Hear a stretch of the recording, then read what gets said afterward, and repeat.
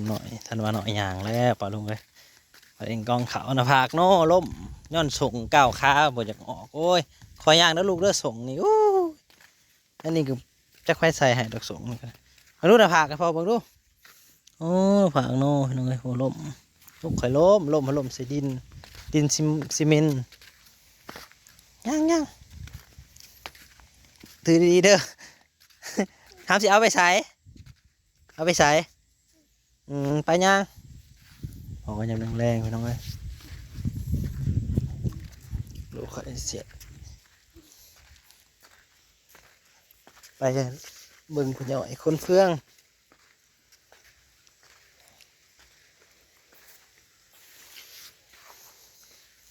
ก็มีคนถามมาไปน้องเลย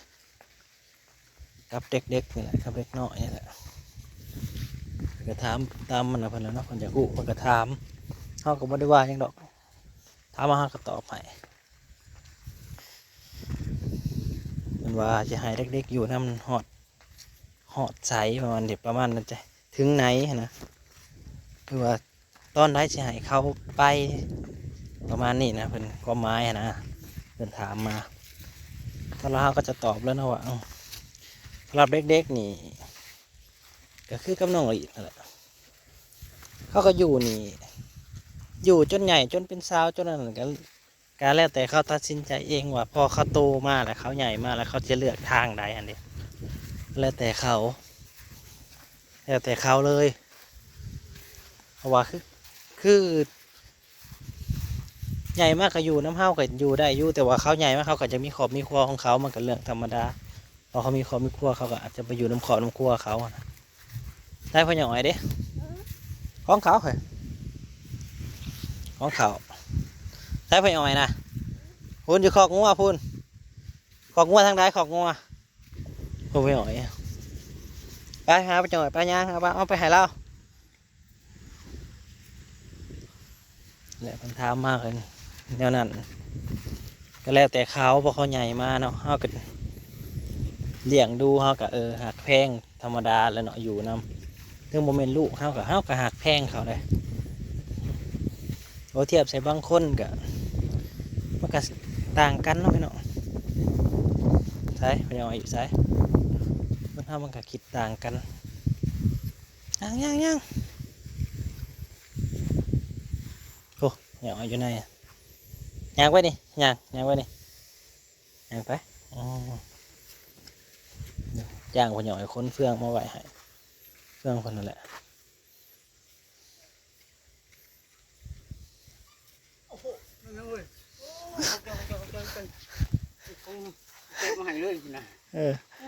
ถือตึงเต้นนะฮะหายแล้วหายไปอ้อยแล้วที่เมื่อบอกว่าเนี่ย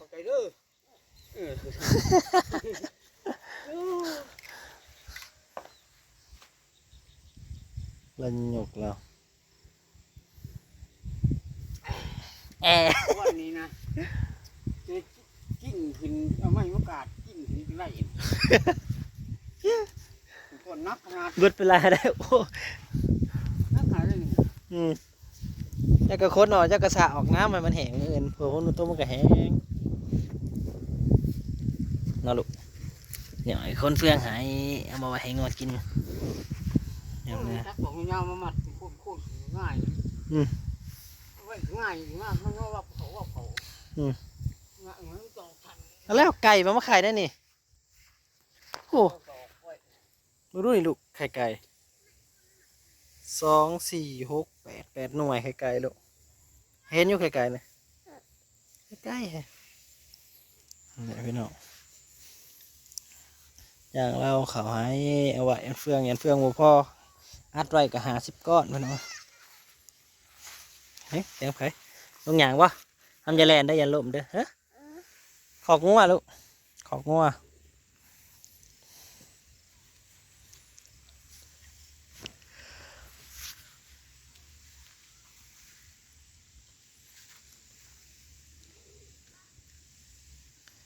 สำหรับเด็กน้อยเขาก็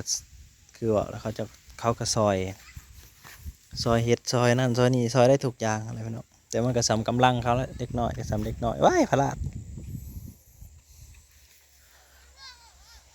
น้ำ น้อยๆนี่ก็ได้ขอกงัวลูกขอกงัวเอาข้าวซอยได้ซ้ำข้าวซอยนั่นแหละเนาะแต่ว่าเก่งได้ตามปกติก็คือแถวบ้านหรือว่าเด็กน้อยแถวหมู่บ้านนี่บุเก่งเท่าเขาจักดีบ่มีไฟเทียบเลยนะบ่มีไฟเทียบเด็กน้อยซ้ำน้องน้อยน้องนาซาแถวบ้านนี่บ่มีไฟดอกสิเฮ็ดเวียกเก่งเท่านางบ่เก่งเท่าสองสาวนี่ซ้ำสุดยอดความเก่งบ่มีไฟเก่งซ้ำเฮ็ดเวียกเกี่ยวเขาอหยังได้เบิดความเก่งนะ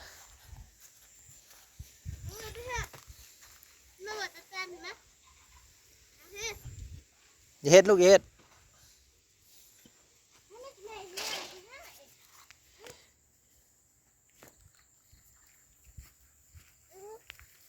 คนเครื่อง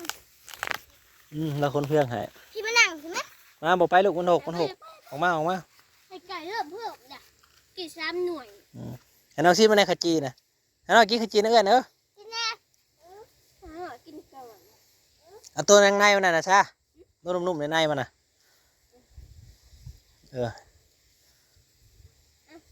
ค่อยๆอย่าให้น้องคำใหญ่ไรอย่าน้องแคทครับค่อยๆลูกจะกินยำคำใหญ่แล้วเด้อกินเบิดอะไรยังกันเลยลูกคอยกินเบิดผักโน่ล่มสีดินส่งอะไรส่งก้าวขาบุกบัวละก้าวผัดก้าวแห้งๆกว่าขาหลังกับไปน้ำขาน่ะบ่เฮ็ดลูกเฮ็ดบ่เฮ็ดเอาหน่อยอย่าเฮ็ดมันเด้อแม่มันสิบกเข่ามาเด้อเอาอย่าไปจับมันเด้ถูกแล้วครับหน่อยเอ้ยถูกแล้วแหละถูกครับกระถูกนะไหม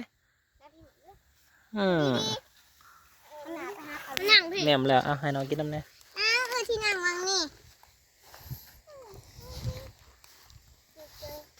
จุดกันเหรอ หลายคนเห็นวันตอนน้องเนยมาอยู่ใหม่ๆพี่น้องผมจอกเดียวน่ะคือเห็นบ่ยังเริ่มสิเป็นสาวแหละอีก2-3 ปีนี่เป็นสาวแล้วบัดนี้ตอนนี้ก็ประมาณ9 ปีที่ฮอด10 ปีแล้วแหละ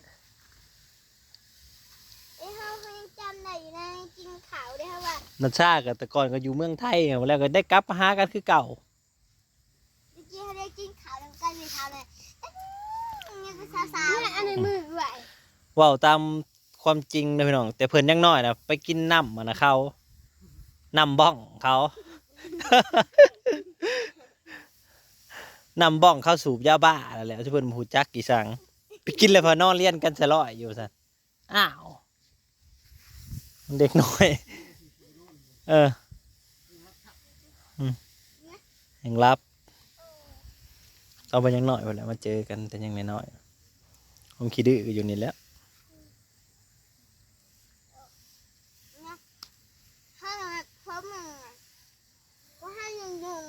กินข้าวตกใส่ในห้าวห้าวว่าชิ้นเพ่งค่ะว่ะอันชิ้นเพ่ง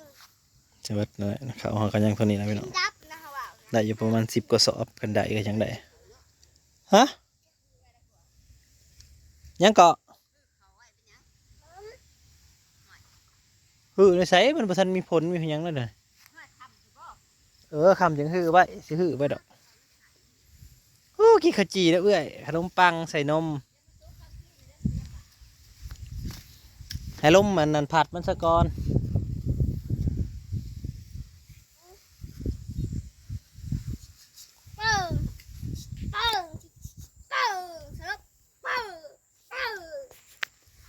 เอาจะบอกกองมาเนาะนี่นะเอามัดจะบอกน่ะกองให้กองขี้แกบ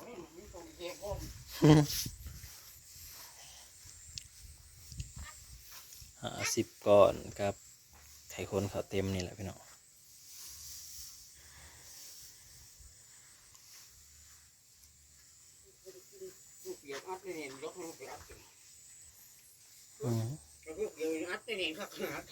ว่าถ้าเราสิจะได้เขากองไว้ไปตรงนี้จะกินนะเฮ้ย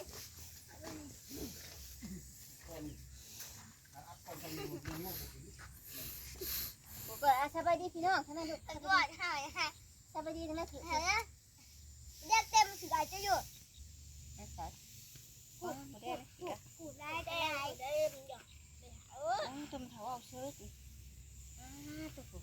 แดงไง มีแดงนิดหน่อยอยู่ในเสือมีแต่ด้านหลังข่อยนะเอาข่อยเนี่ยมีติ ทันว่าน้อยในวันนี้ เบิ่งแน่เบิ่งแน่ มีแดงขึ้นมาลาย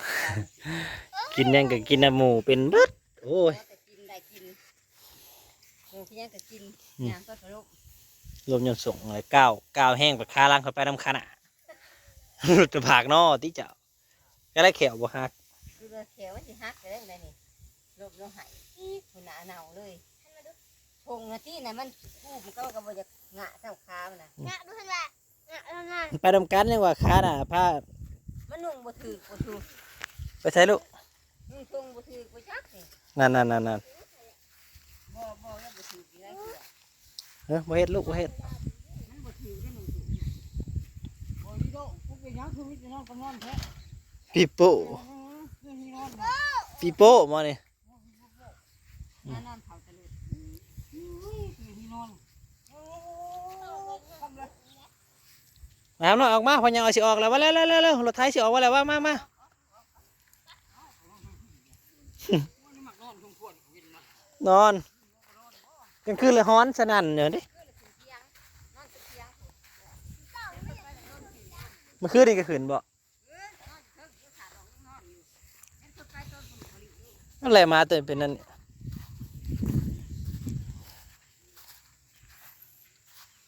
กองเขาไปลมผัดมันก่อนคำๆอย่ามากองมันน้อยเดียวนี่อยากแค่ได้กอง ถ้าน้องเห็น จะพานังเห็ดเลย พอกันใหม่พี่น้องขอบคุณเวลาที่มารับชมเนาะ